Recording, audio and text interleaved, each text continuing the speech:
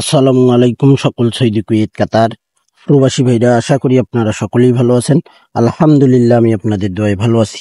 আমাদের খেলা হবে 16/7/2025। সেই খেলার জন্য full HD clear first paper plus 4 piece paper থাই লিটন টোটাল মাস্টার ইউটিউব চ্যানেলটি যে সকল প্রবাসী ভাই আপনারা এখনো সাবস্ক্রাইব করেননি, অবশ্যই সাবস্ক্রাইব করে নেবেন।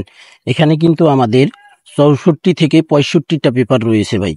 মোট পেপার রয়েছে 64টা পেপার রয়েছে, 64 পিস আমাদের এই 4 piece paper plus first paper 16/7/2025 জন্য। যে সকল প্রবাসী ভাই আপনারা এই থাই লিটন টোটাল মাস্টার ইউটিউব চ্যানেলে ভিডিও দেখেন, আশা করি আপনারা সকলেই ফুল ভিডিও দেখবেন, সকলকে এই ভিডিওটি দেখার সুযোগ করে দেবেন।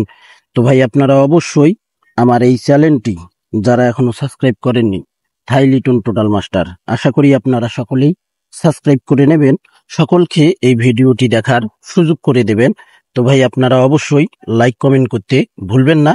তো ভাই আপনারা সকলেই এই ভিডিওটি ফুল ভিডিও দেখবেন। তো ভাই ভালো থাকবেন, সুস্থ থাকবেন, আল্লাহ হাফেজ।